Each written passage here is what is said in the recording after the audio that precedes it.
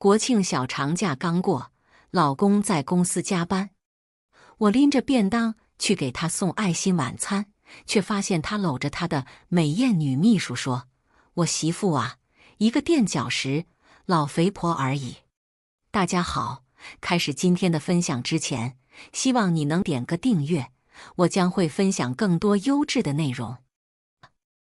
我神情恍惚地回到家，看着房间里摆放着爱心形状的蜡烛、玫瑰花瓣和熏香，一大束气球下悬着我精心为肖生准备的礼物。今天是我和肖生结婚5周年纪念日。我去公司给加班的老公送饭，却隔着一扇门听到肖生对他美艳的女秘书说：“程西西那个老肥婆，一块垫脚石罢了。”我默默掏出一个大袋子，把那些兴冲冲买回家，满心期待能让肖生开怀的装饰品丢进了垃圾桶。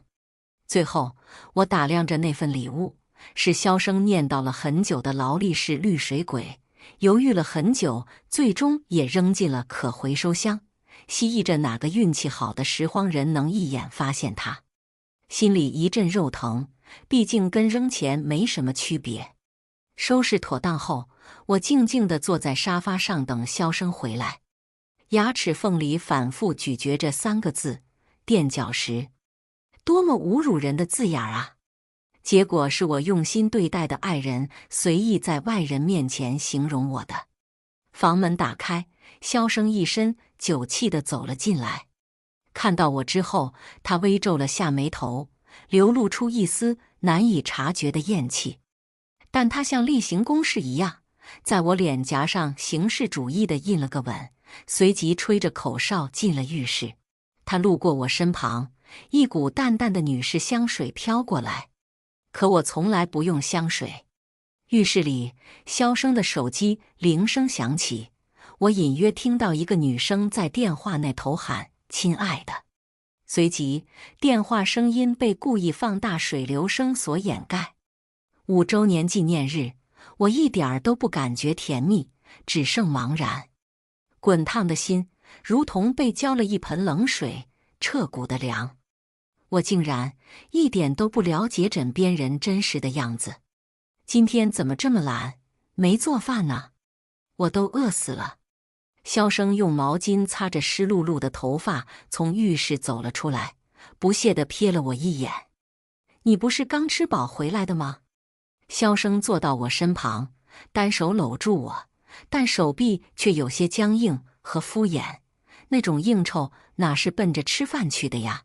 明明是拼酒去了，胃好疼啊！他语气带着刻意装出来的委屈。以往我可是很吃这一套的，他一露出这副模样，我就心疼得找不着北，颠颠儿去做他喜欢吃的菜。但现在，我今天累了，你自己点个外卖吧。肖生状似关心地问：“宝贝儿，今天有点不对劲呐，哪里不好吗？”可明明跟我说着话，却没有正眼看我，只是在自顾自地和人发消息聊天。我发现他的手机膜竟然变成了那种防窥屏的。从前的肖生从不忌讳我翻看他的手机，而今竟然发个消息都要躲着我了。我的心底升起一丝痛疼。我今天下午去公司了，回来之后心情就不太好。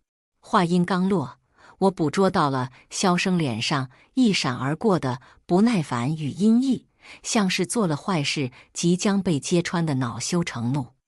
我在心里冷笑，不过很快我补充道：“因为小贾把咖啡洒到了我的身上。你今天就先将就一下，明天我给你做你爱吃的海鲜大餐，好不好？”肖生紧绷的肩膀松懈了下来，流程化地抱了抱我，然后放我回到了卧室。抱我的瞬间，我明显察觉出他极力压抑自己的厌弃情绪，但还是被我敏锐地捕捉到了。点到为止就可以了。我暂时不打算跟肖生摊牌，因为我们在一起7年，谈恋爱5年，结婚2年，从一开始的一无所有到现在拥有属于我俩的公司和豪宅，一切都来之不易。垫脚石也好，试金石也罢，我不也过了更好的生活吗？只要他不是明目张胆的乱来，我不介意这一次当个瞎子。这世上每天有多少人揣着明白装糊涂呢？得过且过吧。可我没想到，就是这个想法，让我跌进更深的深渊。隔天早上8点，我准时起床给萧生做营养早餐。吐司刚出炉，萧生从房间走了出来。早啊，宝贝。他边打着哈欠，边旁若无人地拿起手机聊天。早，我一会跟你一起去公司上班。萧生有些错愕，放下手机，筷子也停在了嘴边。我妈那边没事了，已经没什么大碍了。萧生他妈前阵子下楼梯时不小心摔了一跤，摔成了粉碎性骨折。萧生不放心让护工照顾，所以我只能从众多工作中抽身，去他妈那个老城他力照顾他妈3个月。3个月没上班，不知道公司怎么样了。萧生语气温柔地说：“这段时间辛苦你了，别那么着急上班，公司有我呢，你在家休息一阵吧。”我皱了皱眉，其实萧生说的没什么问题，听着是在关心我。但是我和萧生认识7年，以前的他，就算是我生病发烧，他也会带上毯子把我裹到办公室，让我坐在一旁坐着看剧。用他的话说，亲爱的宝贝在旁边陪战我，我工作起来更有劲儿。今天是怎么了？转性了？结合昨天的故事，我更加坚定了去公司走一趟的想法。哪有那么娇气，就这么说定了，一会一起走。萧生有些抗拒，他还想说什么，但唇动了几下，到底没有说出口。望着他掩饰的表情，我竟对自己感到一丝悲哀。西西姐，好久不见呀，我都想死你了啦。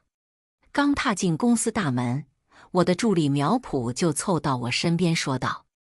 我轻轻点了的脑门，你呀，这嘴成天跟抹了蜜似的，跟我来办公室。总经理办公室内，苗圃坐在我对面。我离开的近3个月，有没有什么事发生？我在公司，苗圃是我的得力助手，不在公司时，他就是我的眼睛。苗圃仿佛打开了话匣子，谁被训了，谁升职了，谁又因为什么事被辞退了，滔滔不绝说了好一会儿，仿佛突然想起了什么，音量突然加大。对了，西姐，咱们新来的市场部女总监最近风头正盛呢，听说又签下了一笔大单子，个人提成就高达30万呢。市场部女总监，我的背脊突地升起一股凉气，有些愕然。我为什么不知道这个人？身为总经理，像这种重要的人事调动，萧生从来都会问过我的意见再做决定的。总监？对呀，西姐，你不知道吗？苗圃看我的脸色不好，小心翼翼地道。我勉强勾了勾嘴角，最近家里边太忙了，没注意公司最近的状况，简单说说这个人。听说汪总监是国外回来的高材生，家里有钱有势，长得也标致，最重要是还很年轻，公司不少男同事追求呢，可惜人家都看不上。不过我见过好几次，是总裁办公室汇报工作，一去就是1-2个小时。苗圃说这话进大眼睛不时偷瞄我的脸色。公司上上下下谁不知道这家公司是我和萧生打下的夫妻档？我表面上维持得很体面，笑着支走了苗圃。也不知道是女人的直觉，还是别的什么，我只觉得绝对不只是谈工作这么简单。不过我没多少闲工夫去想这些，因为我办公桌上的文件已经堆积如山。很快我就全副身心地投入工作中。临近中午时，苗圃敲门，探出一个小脑袋瓜。西姐，刚刚总裁提议给李总监办庆功宴，说正好您回来了，就今晚办。我第一反应是，这种场合应该可以近距离接触一下那个神秘的女总监。好，我知道了。下午5点，我揉了揉酸胀了的眼睛，看了一天的数字和文字，现在看别的地方都是花的。走到总裁办公室门前，敲了2下。进。肖生正对着电脑认真的办公，一张俊秀的脸面无表情。当一看到是我时，忽然勾起一抹迷人而僵硬的微笑。宝贝儿，来我身边坐。我最喜欢的就是肖生对我的偏爱，让我不自主地沉沦。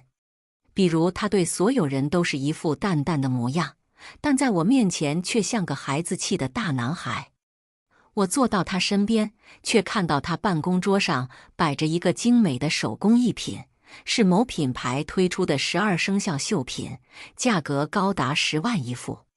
肖生这副绣的是一条龙，肖生属龙。可是为什么右下角绣着一个敏字呢？我心中某些不好的猜想，似乎在逐步被证实。我装作不经意间拿起那个绣框，正要拿过来仔细看看，肖生却突然仓皇地劈手夺过。我眯了眯眼，老公，这是……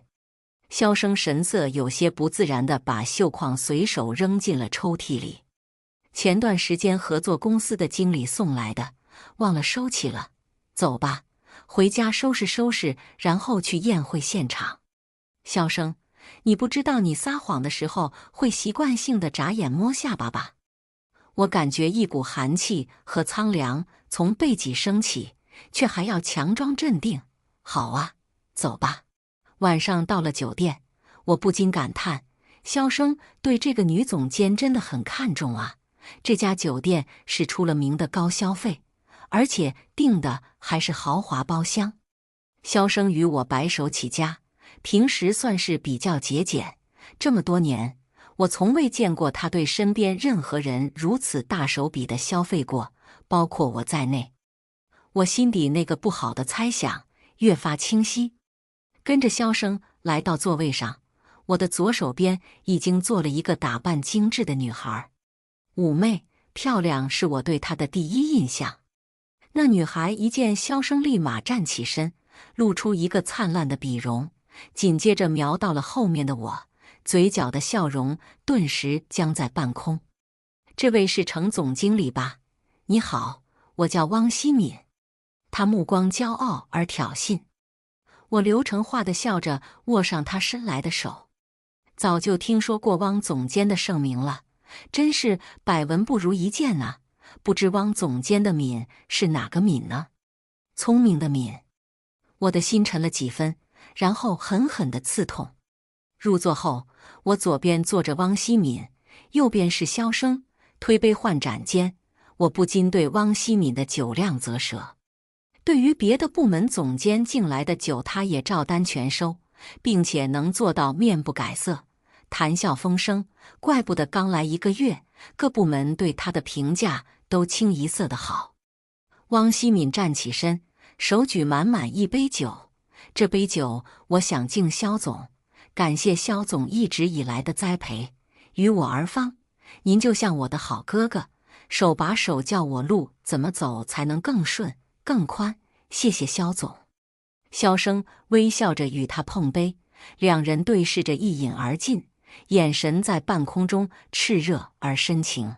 这种眼神，我只有在和肖生热恋时才从他眼中见过。我坐在俩人中间，竟感觉自己有些多余，像个电灯泡般横跨在中间，孤独和悲哀包围了我全身。我和肖生才是名正言顺的情侣，按理来说，电灯泡不应该是汪希敏吗？可此刻，我的心为什么冰凉彻骨？他刚才说什么？肖生像他的好哥哥，手把手教他。肖生对公司下属一向严厉，我竟不知道什么时他对下属这么体贴入微了。我正出神想着，汪希敏又起身道：“这杯我想敬程总。自从我来到公司，这是第1次见程总，但是却有种一见如故的感觉。以后请程总多多关照了。我抢笑碰杯，然后一饮而尽。没想到汪希敏竟然接二连三地敬我，话说得滴水不漏，让我想拒绝都难。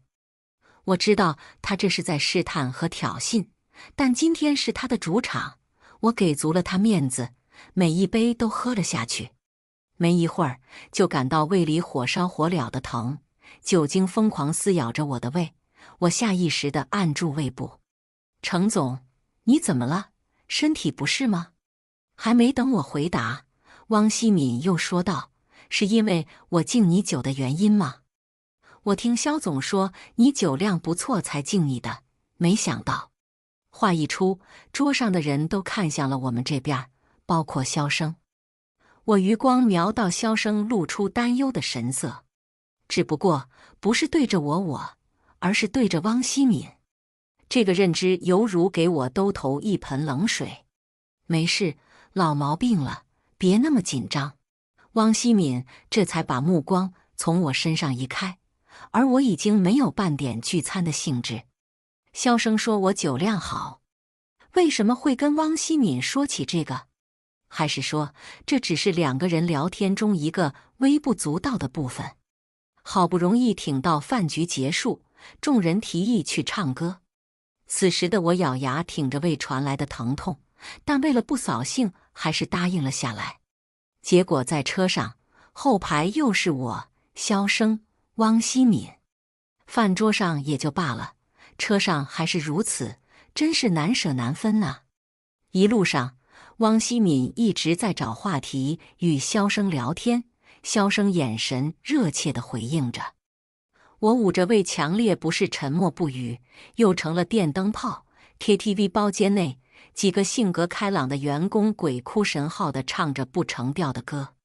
一个员工起哄道：“别总咱们唱啊，汪总监上来唱一首，今天你可是主角。”一直默不作声，说不过去。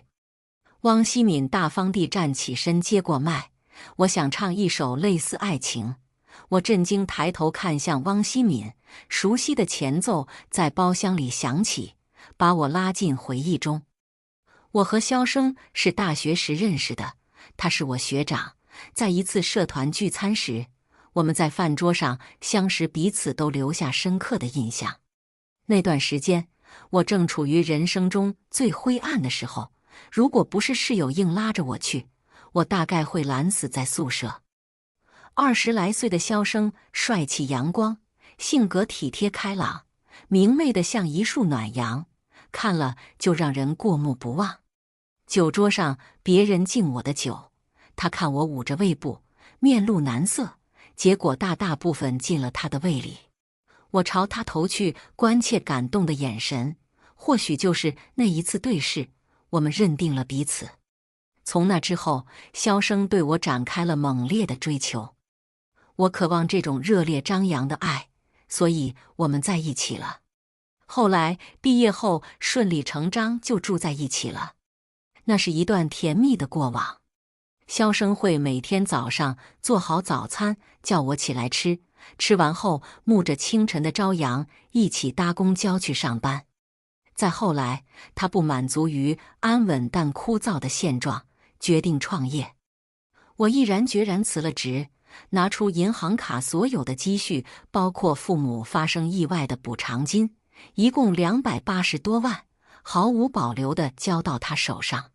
他酒量不好，创业前期，我时常陪着他出入各个应酬场合，一杯一杯地给他挡酒，生怕他醉酒伤身。应酬过后，我吐得昏天暗地，却还不忘提醒他抓住时机，与对方签好合作合同，以免第二天酒醒泡汤。我的胃病就是那时疯狂喝酒留下的后遗症。甚至有一次，一个合作方喝多了，把肥爪子伸向我，肖生当时没有作声，回到家假模假样地安慰了我半天。可惜我这个恋爱脑当时全都看不他的端倪。这么多年，自己像飞蛾扑火，眼里只有深爱的他。一路艰苦打拼走到现在，他居然在别的女人那里说我只是一块垫脚石。我承认自己确实是。如果没有我的启动资金与辛勤付出，萧生的事业想要在短短几年时间达到现在的高度根本不可能。原来对萧生而言，自始至终，我只是一块垫脚石与跳板。这一刻，我尝到悲凉的感觉。汪希敏还在深情地唱着类似爱情。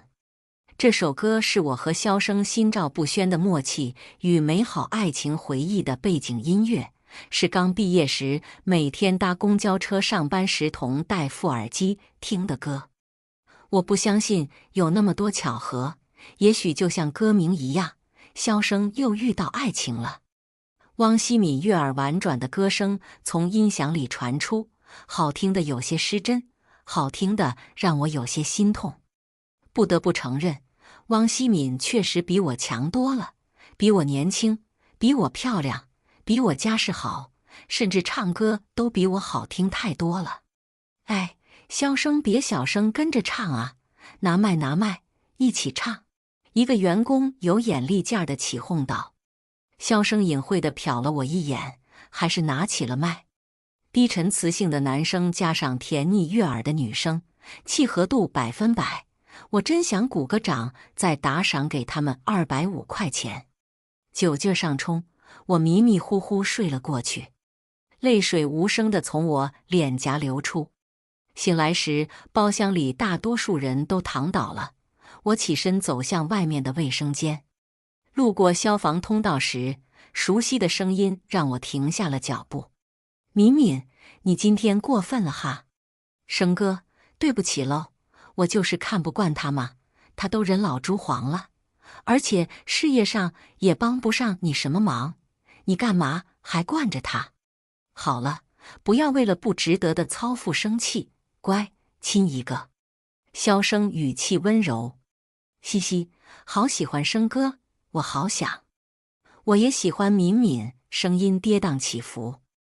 我仿佛堕入无尽的深渊，全身不住地颤抖着，连冲上去厮打质问这对狗男女的力气都没有。不值得的操负我吗？回到家，我立马开始收拾行李。在这个房子生活了4年，到处都是我和萧生的痕迹。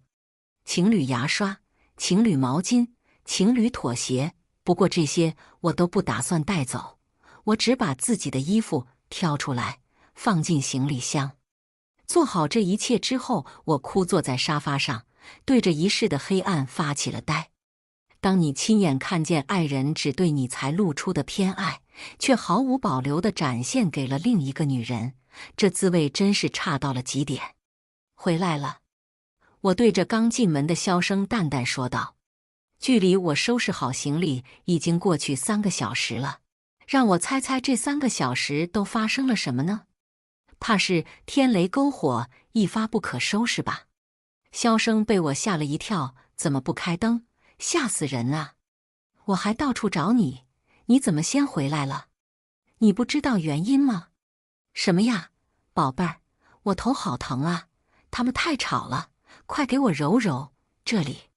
他又开始装傻了，含糊其辞，边说边要抱我。我一把推开他，他一时不觉，被我推了个踉跄，终于维持不了恩爱的表象，大吼道：“你发什么疯？能不能别像个怨妇一样，烦不烦呢？”我面无表情，平静地开口道：“萧生，我们离婚吧。”你说什么？我说离婚。萧生勉强勾出一个笑容，上前要牵住我的手。别闹了，宝贝儿，好端端地提什么分手啊？是不是我哪里做的不好？我改。萧生，我自认为我对你不错，在一起7年，我有没有哪里对不起你？你是怎么对我的？说我是垫脚石，和汪希敏纠缠不清，离婚不是正合你们意吗？你巴不得甩掉我呢吧？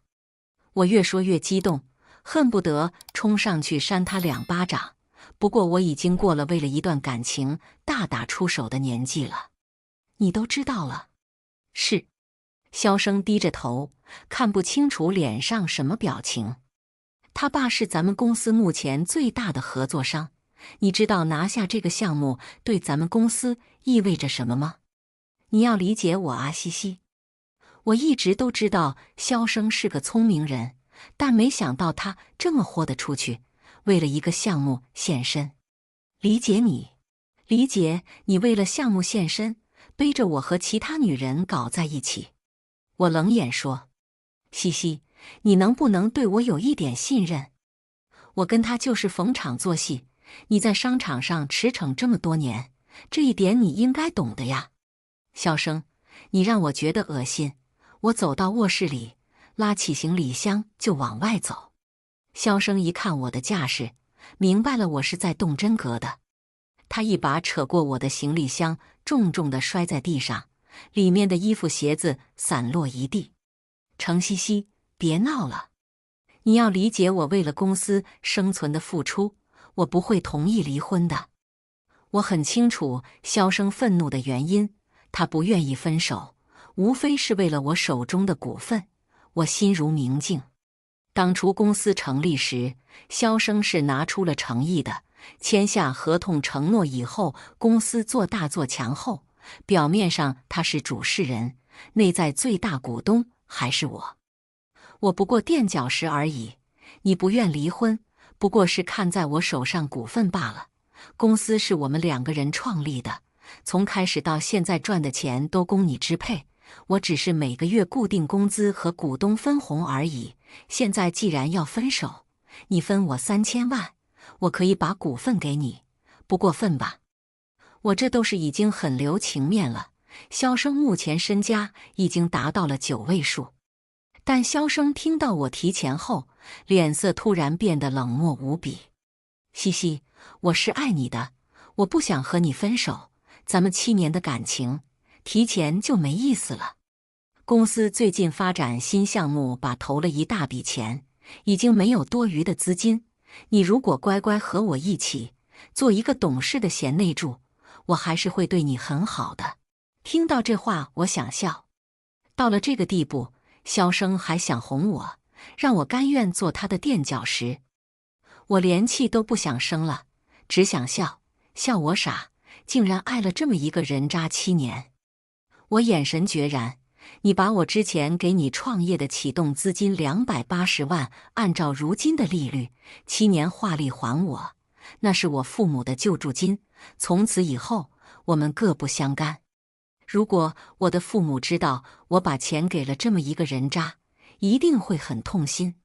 当初父母发生意外双双截肢的时候，我把萧生当作救赎，没想到剥开一层层华丽的外皮，竟然是腐烂发臭的深渊。行，听到我只要当年的那笔启动资金，萧生松了一口气，不再假意挽留。我收拾好行李，开门走了出去。关门之前，我问了萧生最后一个问题：萧生，你一开始追我，或者说最初我俩在一起，你是真的喜欢我，还是仅仅因为我手里有一笔钱？萧生目光躲闪，看向别处，我不知道。哦，明白了。得到答案后，我迅速关门，没再回头看那个把我的真心踩在地上践踏的人。回到爸妈留给我的老房子，爸妈因为腿脚不方便，担心在城里拖累到了，所以早在多年前就搬回了乡下。这个房子还是我爸妈在这个城市打拼时创下的第1套房。我站在玄关处，看着略显老旧的装修，忍了1天的泪水终于决堤，一滴一滴落在地板上。爸妈，女儿不孝，把你们争取给我的钱所托非人了。哭了好一阵，像是耗尽了所有的力气，我简单收拾了一下卧室，就沉沉睡去。梦里恍恍惚惚，全是过往记忆的片段，让我痛哭不已。你好，请问是程西西小姐吗？你父母由于遭遇公司泥头车事故，为了保住性命，两老现已双双截肢。保险公司的赔偿金和抚恤金足够你衣食无忧的过上很多年了。发生这样的事情，谁也不想的。你快去看看你爸妈吧。西西，和我在一起吧，我会倾尽一切对你好的。萧生在我面前单膝下跪，目光热切。西西，我想创业，你会在我身边一直陪着我的，对吧？萧生深深望着我，眼含期待。程西西啊，一块垫脚石罢了。萧生满脸轻蔑与厌弃，他都人老珠黄了，而且事业上也帮不上你什么忙，你干嘛还惯着他呀？眼前浮现出汪希敏嘲讽的神色。醒来的时候，天还是黑的。梦里恍如隔世，不知今夕何夕。半梦半醒间，我打开手机看了下时间，竟然一觉睡到了第二天傍晚。清醒后，我感觉自己心里似乎空了一块，8年的情感一瞬间被抹去。有些生活被连根拔起的隐隐刺痛，但生活总是向前的。往事随风，辜负真心的人，就算勉强在一起，心与心之间也注定会渐行渐远。我解锁手机，萧生的102个未接来电和152未读消息争先恐后的冒了出来。粗略扫了一眼，西西，接电话，我很想你。突然感觉这个房子好大，空落落的。西西，习惯了你做的饭菜，我离不开你。西西，对不起，我不想和你分开。西西，我错了，你在哪？我去找你。我盯着电脑屏幕，看着编辑了一半的离婚协议，陷入了沉思。呵，真是犯贱啊，早干嘛去了？释然后的我，心里一丝涟漪都没有，平静地把萧生拉进了黑名单，然后打下最后一行字：签字人程西西。长长舒了一口气，把房子里里外外大扫除了一番。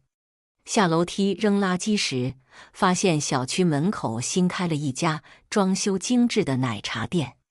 和萧生创业之后，我们勤俭持家，把每分钱全部投手到了公司业中，我就没再喝过奶茶。闻到奶茶的香气，我忽地有些如释重负，终于不用这么艰苦的小心翼翼、如履薄冰地维护萧生的事业了。我突然就想喝这种甜丝丝的东西，于是我走了进去，点了一杯外观很好看的奶茶。谁知刚一转身，就迎面撞上一个宽厚的肩膀，满满一杯奶茶全部贡献给了这个人的外套。真是不好意思，我赔你钱吧。我认出他身上穿的这件外套是爱马仕限量高定，看来今天要大出血了。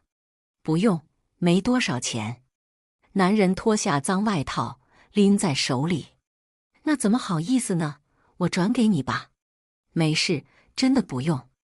这时，奶茶店陆陆续续进了很多客人。我想了想，提议道：“那我请你吃个饭吧，当做赔偿。”西餐厅内，我看着对面的男人，俊美的五官犹如刀刻般立体，剑眉星目，绝对是在人群中一眼能注意到的长相。但是为什么越看越觉得眼熟呢？我一定在哪见过他。我叫程西西，先生怎么称呼？潘伟军。我想起来他是谁了，潘氏集团有史以来最年轻拔尖的总裁，25岁开始就以雷霆手腕把潘氏牢牢攥在手里。潘氏集团是全国范围内都赫赫有名的企业，酒店、娱乐、电影、房地产均有涉足。之前刚和萧生创业时，在一个酒会上见过，那时的他身边犹如众星捧月似的，一群老板对他阿谀奉承。没想到时隔多年，我竟然在这个小小的奶茶店泼了他。潘伟军深邃的眼眸盯着我的脸，你为什么哭？啊！我错愕地抚了抚肿起的眼皮，不知该怎么回答。潘伟军看出我的窘迫，解释道：“我是学心理学的，你的精神状况实在是太差了，遇到什么难处了吗？我勉强勾了勾唇角，没有。让我猜猜，你被绿了，对方是个吃软饭的人渣。一语中的，我突然很想找个地缝钻进去，在这样一个光鲜亮丽的人面前，我的所有窘迫和不幸仿佛被放大了无数倍，让我无处遁形。不好意思，潘先生，我不想提这些糟心事。潘伟军笑了笑，转移了话题。哟，这不是肖总吗？这要巧啊！我抬头一看，竟然是汪希敏挽着肖生的胳膊出现在我面前。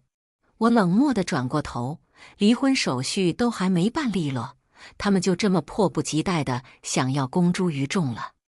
我早就跟肖生说过，我的原则是在我们还没办理离婚手续前，我不想让这件事闹得沸沸扬扬。现在看来，他不但违背原则，压根也不要什么体面。既然他们不要脸，我也就不用顾虑这么多了。汪希敏不在意我的冷淡，直接拉开椅子坐了下来。不介意吧，程总？汪希敏望了一眼潘伟军，随即嘲讽道：看来程总心里是没有肖总呢。听说你正在闹离婚，没想到这么快就找到了这么优秀的下家。肖生拉了拉汪希敏的衣袖，目光躲闪地看着我。敏敏，别乱说话，我定了位置，我们去那边。祝你和肖生白头偕老，愿你永远不会成为下一个垫脚石。我冷眼看着二人之间的小动作，反讽回击。接着，我冲潘伟军歉意地笑了笑：潘先生，我现在有点倒胃口，改天我再请你吧，可以吗？潘伟军挑眉：好。擦肩而过时，肖生突然伸手拦住了我。嘻嘻，我和汪希敏已经不是那种关系了，我们只是单纯的项目合作，与我无关。我面无表情。你走之后，我的生活好像失去了重心，你能不能给我一次机会？肖生眼神恳切。失去你之后，我才发现，我的生活中所有的一切早被你填满。这段时间我茶饭不思，万分想念，我实在离不开你。潘伟军突然出声打断了肖生的话：肖总，你既然茶饭不思，还有心情带着新欢一起吃饭，你不觉得吃着碗里的看着锅里的那种行为很令人不齿吗？我惊愕地看着潘伟军，他竟然会替我解围。我正愕然地站着不动，潘伟军伸手过来拉我：如果不介意，让我送你一程吧。肖生呆立在原地看着我们离开，我不回头都感觉到芒刺在背。汪希敏恨毒了我的眼神似是要喷出火焰。说吧，需要我帮忙吗？在车上，潘伟军开门见山的性格我太喜欢了，也很受用。潘总是指哪方面？潘伟军勾起嘴唇笑笑。我说过，我最不齿这种负心汉，难道你不想治治他出口恶气？我听明白了，他是要吞掉肖生的公司。我是最大的股东，协议一日不签，我就是鹏辉集团持有股份最多的人。潘总的算盘响彻云霄。我扯了扯嘴角，呵，我们是互惠互利，生意人嘛，谈的就是交易。好，爽快，我要拿回属于自己的那一份。公司，你做主。在成年人的世界里，哪有什么交情暧昧，有的也只是算计和利益。只可惜我现在才醒悟。我快速收集到肖生出轨的证据，还有他最近往来的转账记录，掌握在手里牵制他。你不是说你只要当年启动资金吗？现在怎么反悔了？违背协议的人是你，现在有人出高价要买断我手上的股份，既然你拿不出那么多钱赎我手上的股权，我只能转让给其他人了。是不是潘伟军？你说是不是他？肖生开始恼羞成怒起来，他根本就是在利用你，你别上当了，你以为他看上的是你这个人吗？他只是看中你手上的东西而已。我昂起头看着眼前这个双标的男人，像当初你那样是吗？萧生怔了几秒，随后狼狈地转身。我跟他不一样。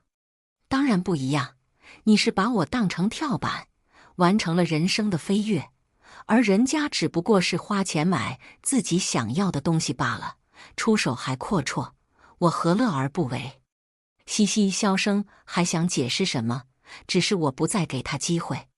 明天早上9点，民政局见。我不会答应的。哼，早就料到他会拒绝，没了我的股份，他名下的公司就像一叶孤舟，在业界寸步难行，随时都可能被吃掉的风险。不同意，我只能走法律程序了。我向萧生甩出他和汪希敏的最近的亲密照。你监视我？程西西，你什么时候变得如此不堪？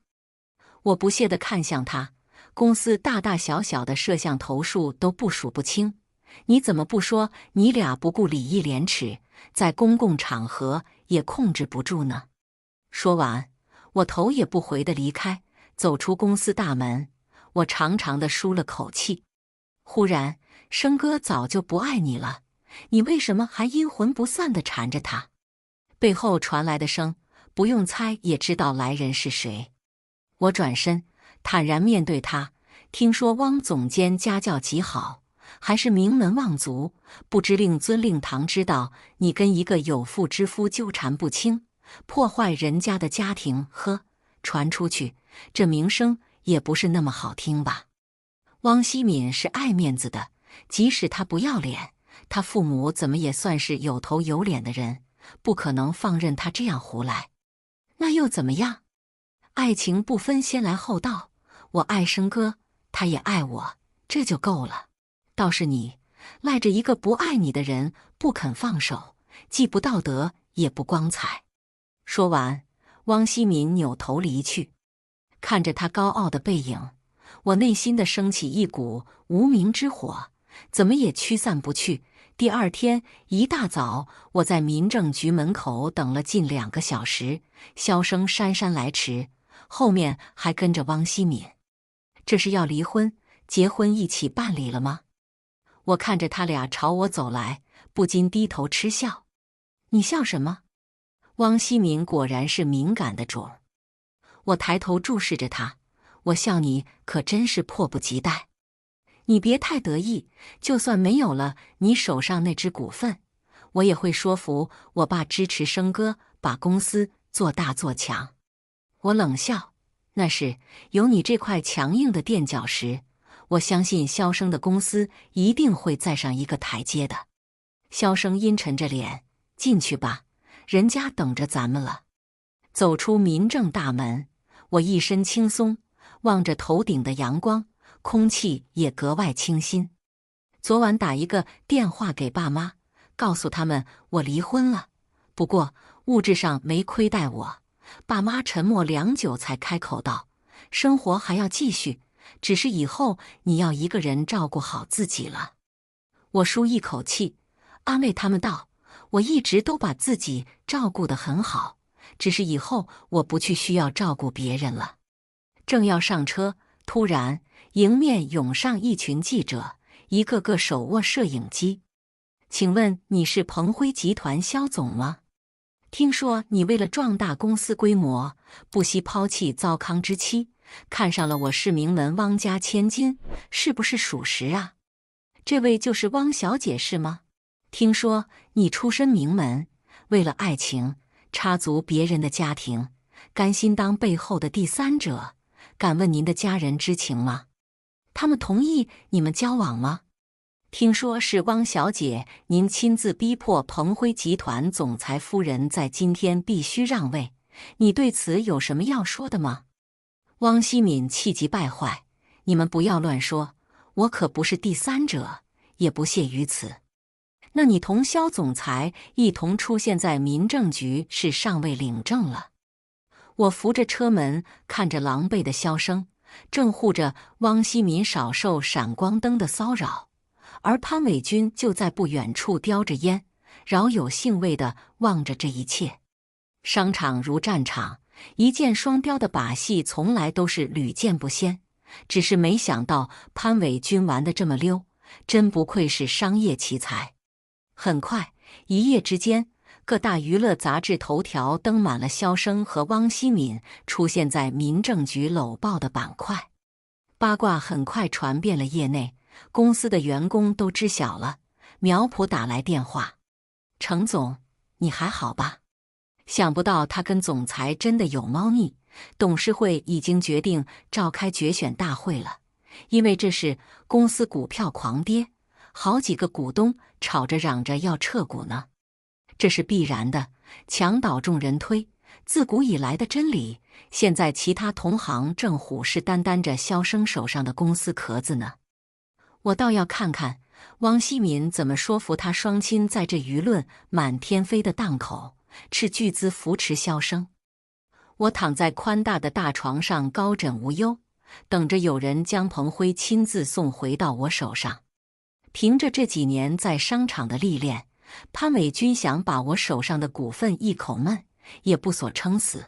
要我卖股份，我像是为了钱不要战场的人吗？你果然深谋远虑，想不到你比我想象中野心还要大。你前夫没了，你怕是要肠子都悔青了吧？在与潘伟军签入伙合同那一晚，说的我请客陪他那套衣服，实则是他请我入瓮。不过没如他意，他会在最短时间内收购彭辉公司，而我作为最大股东，可以帮助他收购。待公司合并后，彭辉就是潘氏的子公司，我以总裁身份继续经营彭辉，无人能顶替。一眨眼之前，萧声彻底破产，落魄到被各大银行追债的地步。我再见他时，是在一个风雨交加的晚上。我提着外卖刚进电梯，突然闪出来一个人影。西西，是我。我定睛一看，这还是昔日风光无限的萧大总裁吗？胡子拉碴，衣服破皱不堪，不修边幅，十足一个流浪汉。西西，我错了，是我昏了头，对不起你，请你帮帮我好吗？原来汪希敏的父母在得知自己一手培养的女儿竟然跟一个二手男人不清不楚的在一起后，气得直接吐血住院了。汪希敏是哭得梨花带雨，想要让萧声出面安抚，当知他正落魄躲债呢。当他提出让汪希敏能不能跟家里说一下拿笔资金救场时，汪希敏精明的头脑一下子就想到了垫脚石这个词汇，于是两昔日你侬我侬的恋人变成了一对怨偶，互相指责推诿。汪希敏就是靠不住，我没想到他会在关键时刻把我舍弃，我真是瞎了眼。萧声咬牙切齿道。我递给他一沓纸币，夫妻一场，我能做的就只有这些了。萧声看着我手上的散钱，默然怔了几秒，最终还是接过了我手上的钱，最后低头讪讪离去。我以为他会纠缠，手机早已准备好呼叫安保的拨号了，所幸他也识趣。再然后，我上任彭辉集团总裁，苗圃是个忠实的助理，我把他继续留在了身边。程总，真没想到，都这样了你还能逆袭升级，你真牛。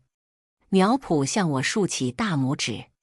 今晚一起喝一个，叫上公司所有员工。我发话。苗圃张大嘴巴，开心麻利的出云宣布了。我坐在总裁办公室，转动着身下的座椅，我的辉煌时刻才刚刚开始。以上就是今天分享的故事，希望能点个订阅，我将会分享更多优质的内容。